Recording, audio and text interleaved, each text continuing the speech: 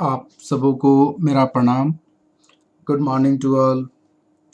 हम लोग BCom semester 2 का एक पेपर स्टार्ट कर रहे हैं।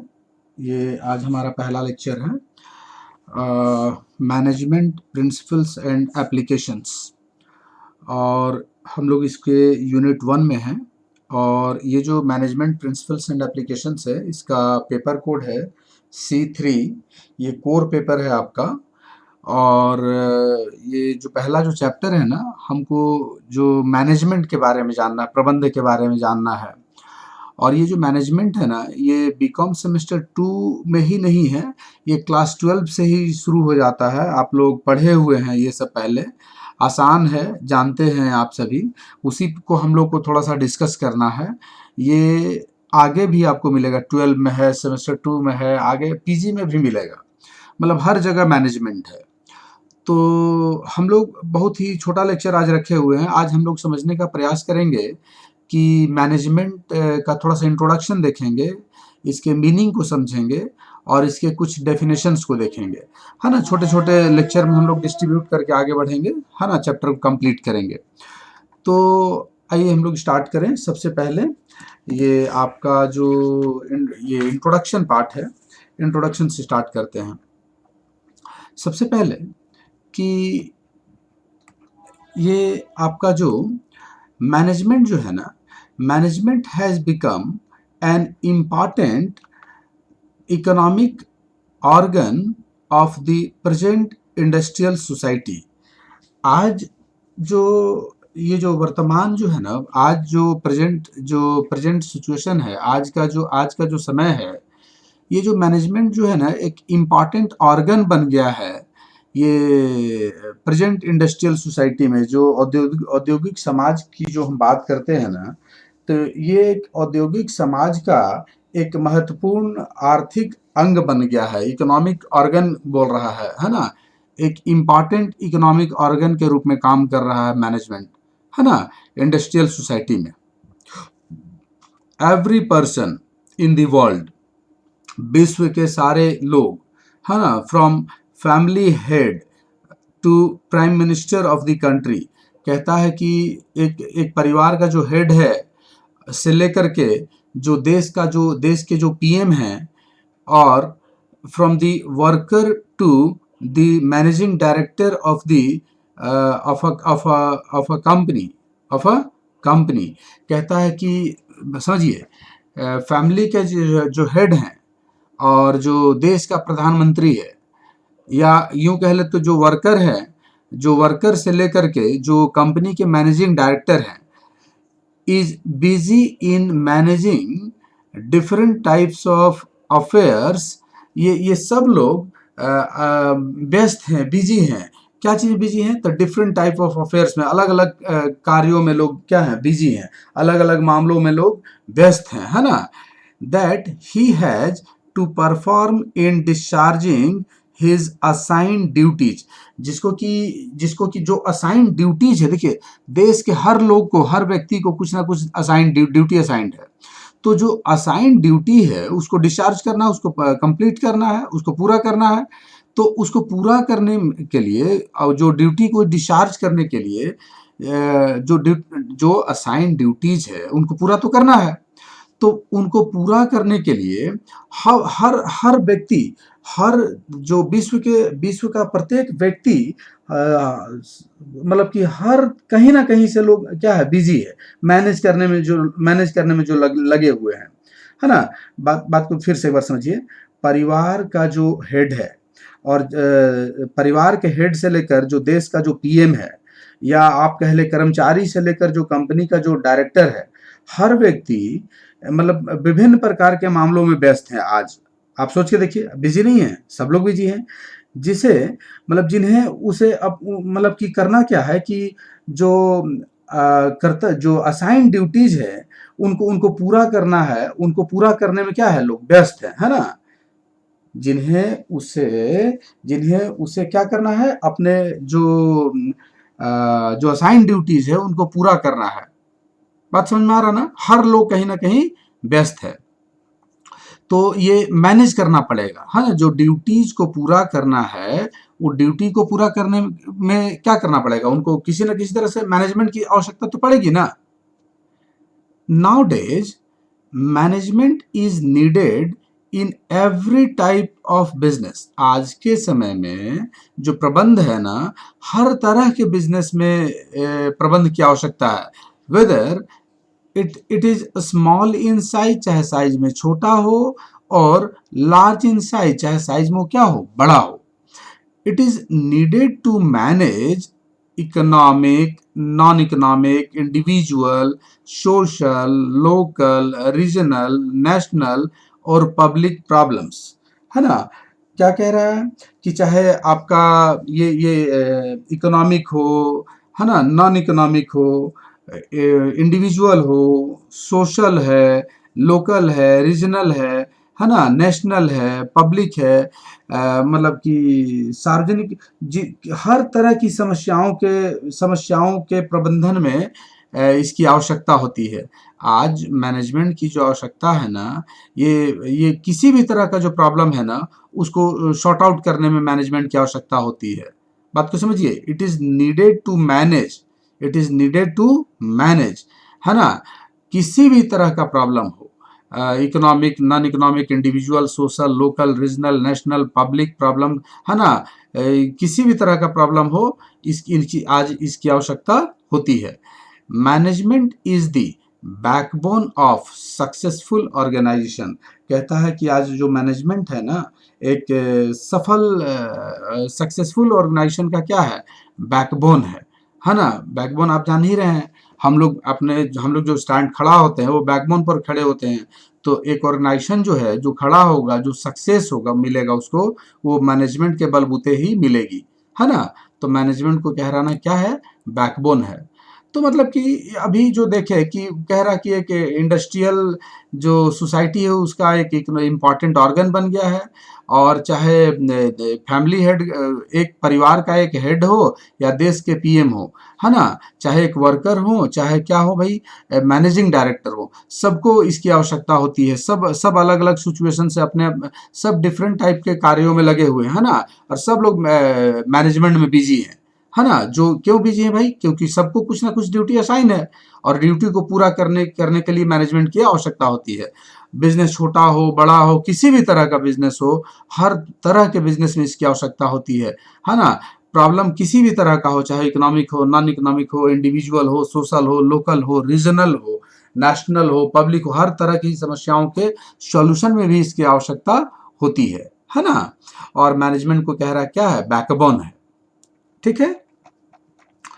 आइए अब देखें, ये मीनिंग जानने का प्रयास करें कि आखिर भाई मैनेजमेंट है क्या, है ना। तो मैनेजमेंट कहता है ना, अच्छे से समझिएगा। मैनेजमेंट जो है एक प्रोसेस है ना। मैनेजमेंट को कह रहा है कि एक प्रोसेस है भाई। तो क्या चीज का प्रोसेस है भाई, तो प्रोसेस ऑफ, ध्यान दीजिएगा, process of planning, decision making, organising, leading, motivation and controlling, है ना। मतलब कि मैनेजमेंट को प्रोसेस कहा, प्लानिंग का प्रोसेस, डिसीजन मेकिंग का प्रोसेस, ऑर्गेनाइजिंग का प्रोसेस, लीडिंग का प्रोसेस, मोटिवेशन एंड कंट्रोलिंग का प्रोसेस कह रहा है ना। तो ये जो प्लानिंग, डिसीजन मेकिंग जो या ऑर्गेनाइजिंग, लीडिंग, मोटिवेटिंग, कंट्रोलिंग की बात कर रहा है, किसका प्लानिंग, किससे रिलेटेड डिसीजन मेकिंग। तो ध्यान दीजिएगा, the human resources, financial resources, physical resources and information resources of an organisation. देखिए, to reach its goal efficiently and effectively. अच्छे से समझिए, हर ऑर्गेनाइजेशन का कुछ ना कुछ गोल है, कुछ ना कुछ टारगेट है, ऑब्जेक्टिव है ना।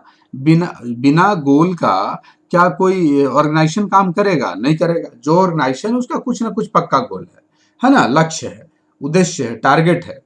तो गोल को इफिशिएंटली और इफेक्टिवली, है ना, कुशलता पूर्वक और प्रभावशाली तरीके से अचीव करना है। तो किसी भी ऑर्गेनाइजेशन का जो गोल है, आप नहीं चाहिएगा कि आपको आसानी से मतलब कि कुशलतापूर्वक और प्रभावी ढंग से वो प्राप्त हो जाए।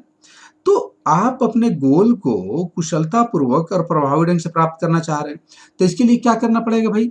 तो जो ह्यूमन रिसोर्सेस है, फाइनेंशियल रिसोर्सेस है, फिजिकल रिसोर्सेस है, एंड जो ये जो इंफॉर्मेशन रिसोर्सेस है, ये सब रिसोर्सेस हैं।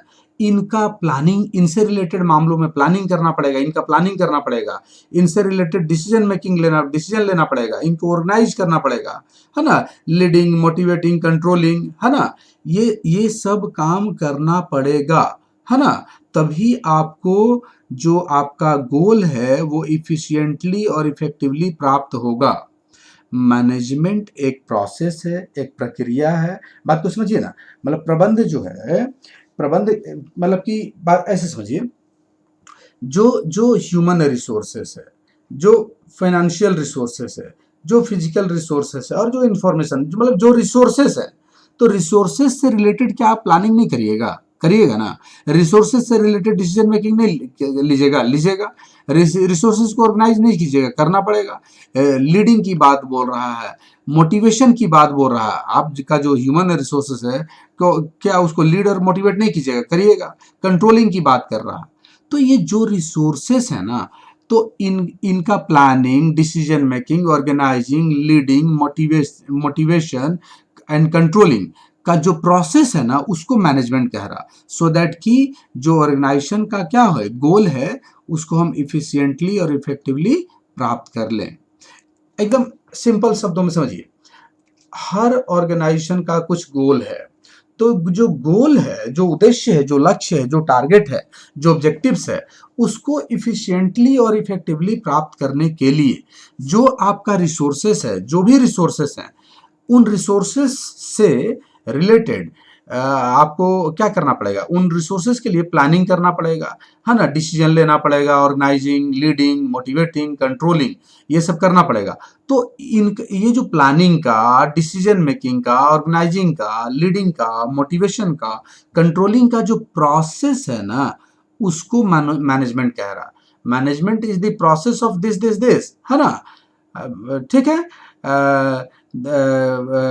ये planning, decision making, organising, leading, motivating, controlling the human resources, है ना? Human resources, financial resources, physical resources, and to information resources of an organization to reach reach its goal efficiently and effectively. याद हो गया? समझ गए होंगे?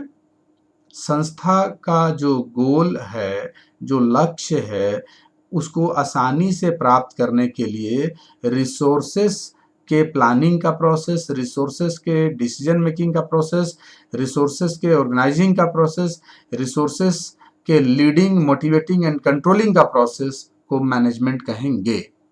देखिए, एकदम सिंपल टर्म्स में कैसे समझा सकते हैं मैनेजमेंट को, समझिए। मैनेजमेंट क्या है? In simple words, management is the art of getting things done through people. ये बहुत मतलब सिंपल डेफिनेशन है। एकदम कहता क्या है ना कि लोगों के माध्यम से काम करवाने की कला है ना? मतलब कि आर्ट बोला है, आप ध्यान दीजिएगा। मैनेजमेंट जो है आर्ट है। मैनेजमेंट इज द आर्ट, है ना? तो आर्ट किसका भाई? तो of getting things done through people, दूसरों से काम करवाने की कला है। काफी हद तक सही भी है ना? कला तो है, आर्ट तो है, दूसरों से ही ना काम कराते हैं, आर्ट। आइए बात को आगे बढ़ाएं। अब हम देखते हैं कुछ डेफिनेशंस को देखते हैं, है ना? मतलब हम लोग जो बात कह रहे थे, हम लोग जो समझे, उसके सब बहुत मतलब बहुत सारे एक्सपर्ट हैं, विद्वान हैं, ऑथर लोग हैं जो मैनेजमेंट को डिफाइन किए हैं। तो management can be defined on the basis of, ध्यान दीजिएगा, ऑन ऑन डिफरेंट बेसिस, अलग अलग आधारों पे बांट सकते हैं। तो on the basis of art of getting things done, ध्यान दीजिएगा, ये जो अभी दूसरों से काम कराना है ना, art of getting things done, जो दूसरों से काम कराते हैं, गेटिंग थिंग्स, काम कराने की कला के रूप में मैनेजमेंट को हम कैसे डिफाइन कर सकते हैं? तो एक एक्सपर्ट हैं मैरी, ये जो है ना मैरी पार्कर फोलेट, इनके हिसाब से मैनेजमेंट क्या, देखिए, management is the art of getting things done through others. वही बात बोल रहा है जो भी छोटा सा डेफिनेशन बतलाए थे कि मैनेजमेंट जो है दूसरों के माध्यम से क्या है, काम कराने की कला है ना। बहुत सिंपल डेफिनेशन है।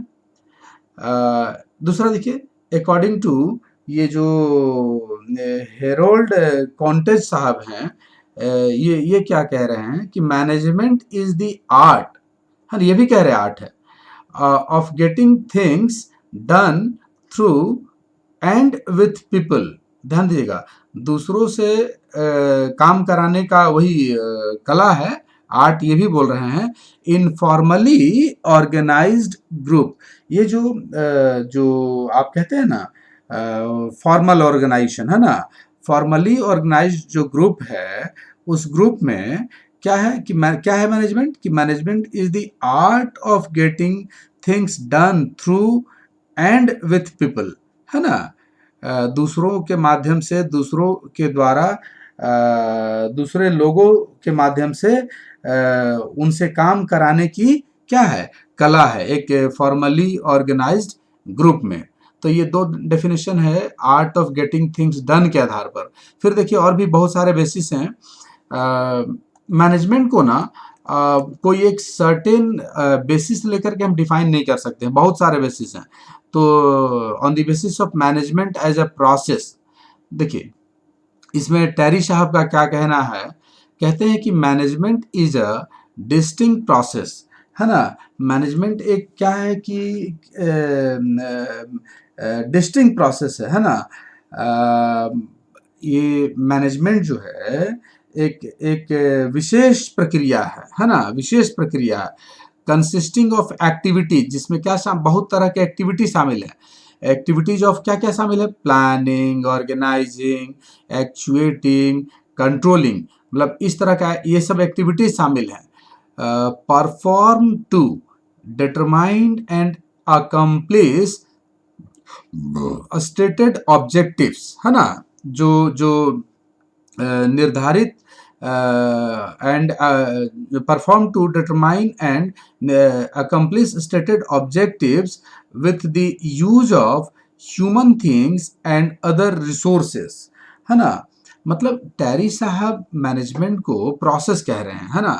Management is a distinct process, एक विशेष प्रक्रिया है, डिस्टिंक्ट प्रोसेस है, कंसिस्टिंग ऑफ एक्टिविटीज ऑफ, जिसमें बहुत तरह के एक्टिविटी शामिल है। तो प्लानिंग का एक्टिविटी है, ऑर्गेनाइजिंग का एक्टिविटी है, एक्चुएटिंग का एक्टिविटी है, कंट्रोलिंग का एक्टिविटी है, ये सब एक्टिविटियां शामिल हैं, है ना।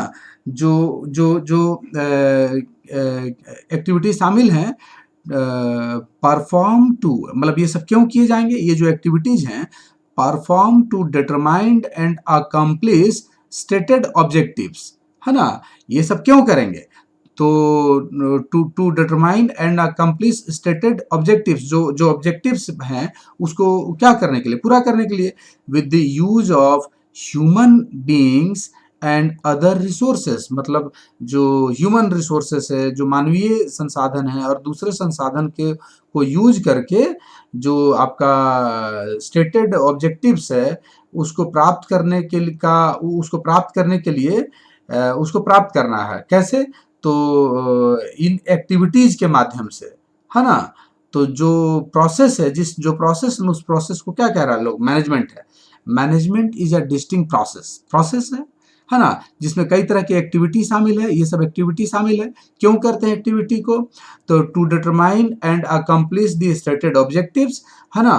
किनके माध्यम से, तो with the use of human beings and other resources. एक देखिए, ये जो लुइस एलन साहब हैं, ये तो बहुत छोटा और बहुत कम शब्दों में बोल रहे हैं कि management is what a manager does. जैसे आप लोग शायद मनी से रिलेटेड पढ़े हैं कि नहीं, मनी में पढ़े होंगे कि money is what money does. Money का डेफिनेशन एक है, money is what money does, money मुद्रा वह है जो मुद्रा का कार्य करती है। सिमिलरली मैनेजमेंट क्या है, तो management is what a manager does, एक मैनेजर जो करता है वही मैनेजमेंट है। ठीक ही बोलता है, बहुत कम शब्दों में बहुत क्लियर बोला हुआ है। मैनेजर मैनेज करने के लिए ना काम करेगा। नेक्स्ट देखिए, आपका जो ये तीसरा जो कैटेगरी है, on the basis of art and science of decision making and leadership, एक आधार है आर्ट एंड साइंस के आधार पर, है ना। तो इसमें एक विद्वान है, ये जो डोनाल्ड जे क्लॉ, ये क्या कहते हैं कि management is the art and science of decision making and leadership. बहुत सिंपल सा बोले हैं कि मैनेजमेंट जो है ये क्या है, तो डिसीजन लेने के लिए क्या है, डिसीजन लेने और नेतृत्व करने की क्या है, एक कला और विज्ञान है। मैनेजमेंट जो है आर्ट एंड साइंस है ना, आर्ट एंड साइंस है किसका, तो decision making and leadership. Decision making and leadership का एक आर्ट एंड साइंस है मैनेजमेंट, है ना। आसान है। ये देखिए एक रोज मोरे साहब का क्या कहना है, ये आर्ट एंड साइंस वाला में ही, management means decision making. Management का अर्थ है निर्णय लेना, डिसीजन मेकिंग।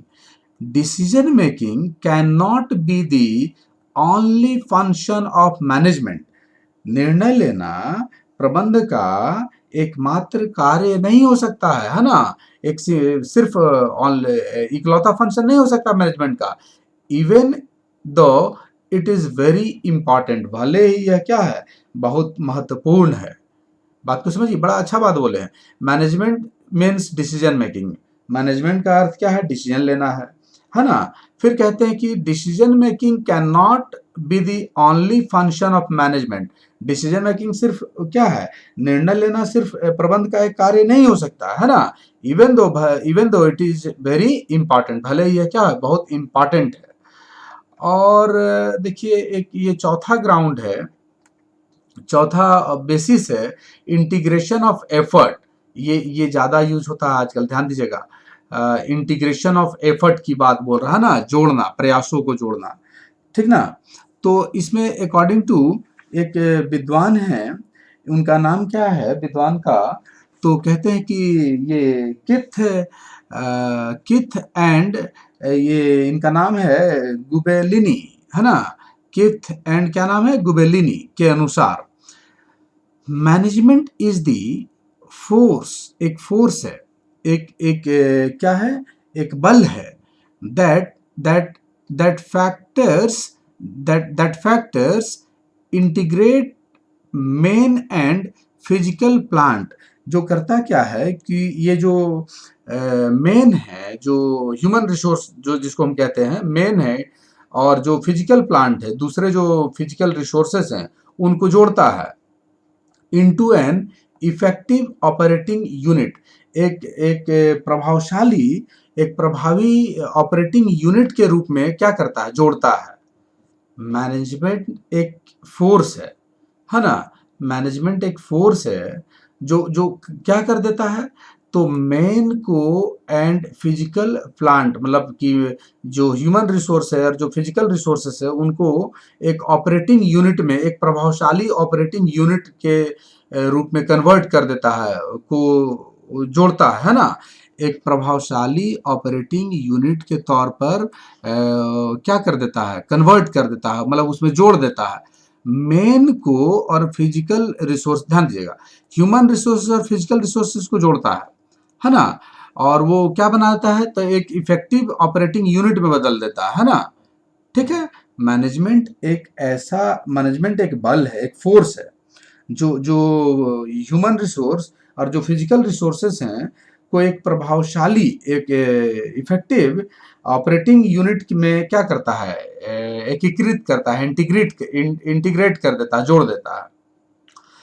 नेक्स्ट देखिए, अकॉर्डिंग टू बैरी ये एम रिचमैन के अनुसार, ये बैरी एम रिचमैन क्या बोल रहे हैं कि मैनेजमेंट इंटेल्स द कोऑर्डिनेशन, है ना, of human and material resources. Again वही मैनेजमेंट जो है इंटेल्स कोऑर्डिनेशन की बात कह रहे हैं ना। Management entails the coordination of human and material resources, जो ह्यूमन रिसोर्सेज है और जो मटेरियल रिसोर्सेज है, उनके बीच कोऑर्डिनेशन की बात कर रहा है ना, towards the achievement of organisational objectives, organisational objective को अचीव करने के लिए as well as the organisation of the productive function essential for achieving stated and accepted economic goals। देखिए, ये जो ऑर्गेनाइजेशन का जो ऑब्जेक्टिव होता है ना, तो ऑर्गेनाइजेशनल ऑब्जेक्टिव के साथ साथ ये जो जो आपका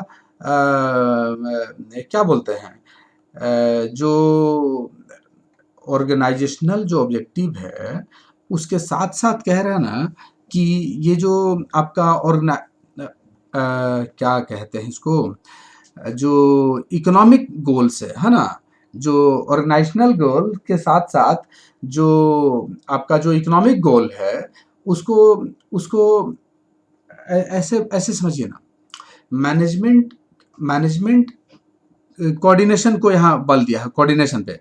management entails the coordination of, coordination की बात कर रहा, तो ह्यूमन एंड मटेरियल रिसोर्सेस में कोऑर्डिनेशन की बात बोल रहा है ना। मतलब जो आपको आपका ये तालमेल है ना। देखिए ना, प्रबंध जो मैनेजमेंट है ना, जो ऑर्गेनाइजेशनल जो ऑब्जेक्टिव है, जो ऑर्गेनाइजेशन का ऑब्जेक्टिव है के जो उसके साथ साथ जो आपका स्वीकृत जो एक्सेप्टेड इकोनॉमिक जो लक्ष्य है उसको उसको प्राप्त करने के लिए जो भी आवश्यक जो उत्पादक जो कार्य हैं के संगठन के लिए और भौतिक संसाधनों के क्या बोल रहे हैं, समन्वय पर जोर दे रहा है। मतलब कोऑर्डिनेशन पर जोर दे रहा है, ह्यूमन एंड मटेरियल रिसोर्सेज के कोऑर्डिनेशन पर जोर दे रहा है ना। टुवर्ड्स दी क्यों भाई ये कोऑर्डिनेशन क्यों, ह्यूमन और मटेरियल रिसोर्सेज में कोऑर्डिनेशन क्यों? तो जो आपका जो ऑर्गेनाइजेशन का जो ऑब्जेक्टिव है और जो इकोनॉमिक गोल्स है उसको उसको अचीवमेंट के लिए, है ना। देखिए, ऐसे भी आपको हम कई बार बोले हुए हैं कि कुछ एक्सपर्ट का जो डेफिनेशन है थोड़ा सा तो रहता है इधर उधर, लेकिन खासियत क्या है कि हम लोग डेफिनेशन में कुछ छेड़छाड़ नहीं कर सकते, है ना। आपको जैसा कहा गया है वैसा ही लिखना पड़ेगा। और एक दो चीज़ और था आपका, ये जो हम अपने शब्दों में कैसे डिफाइन कर सकते हैं, ध्यान दीजिएगा। एक जनरल डेफिनेशन देखिए, है ना। जनरल मतलब कि एक्सपर्ट का बात छोड़िए, आप अभी जितना सुने और कुछ डेफिनेशन को देखें, उसके आधार पर हम मैनेजमेंट को कैसे डिफाइन कर सकते हैं, है ना। तो on the basis of proper discussion and definitions we can say that, क्या कह सकते हैं, तो management is the administration of an organisation. देखिए, बहुत सही है। मैनेजमेंट कहता है ना कि एक संगठन का प्रशासन है, एडमिनिस्ट्रेशन ऑफ एन ऑर्गेनाइजेशन, है ना। आप जानते हैं ना, हर ऑर्गेनाइजेशन में मैनेजमेंट की बात करते हैं। तो ऑर्गेनाइजेशन के मैनेजमेंट इज दी एडमिनिस्ट्रेशन है किसका, तो किसी ऑर्गेनाइजेशन का। Whether it is a business, चाहे वो बिजनेस हो या नॉन प्रॉफिट ऑर्गेनाइजेशन हो या एक गवर्नमेंट बॉडी हो, है ना।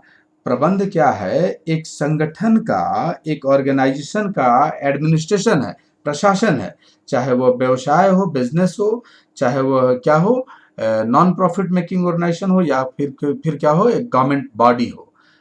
मतलब बहुत सटीक बैठ रहा। Management is the administration of an organisation, किसी ऑर्गेनाइजेशन का एडमिनिस्ट्रेशन है ना, चाहे वो क्या हो, बिजनेस हो, नॉन प्रॉफिट ऑर्गेनाइजेशन हो, चाहे गवर्नमेंट बॉडी हो। तो आज का लेक्चर हमारा ये काफ़ी छोटा था। जस्ट हम लोग आज के लेक्चर में 3 चीज़ को हम लोग क्लब किए हैं, शामिल किए हैं। आपका इसमें था इंट्रोडक्शन समझने का प्रयास किए, मीनिंग समझने का प्रयास किए और कुछ डेफिनेशंस को देखें। नेक्स्ट लेक्चर में हम बात को आगे बढ़ाएंगे। और ऐसे भी डेफिनेशन वाला पार्ट ना थोड़ा सा बहुत इंटरेस्टिंग तो नहीं कह सकते हैं, लेकिन फिर भी प्रयास कीजिए समझने का। और अगर नहीं समझ में आया तो दोबारा प्ले करके देखें। अगर आपको टॉपिक समझ में आया तो प्लीज़ लाइक करें और आप सबों को चैनल को सब्सक्राइब भी कर लें। और आप सबों को हमारे साथ लाइव बने रहने के लिए thanks. Have a good day to all.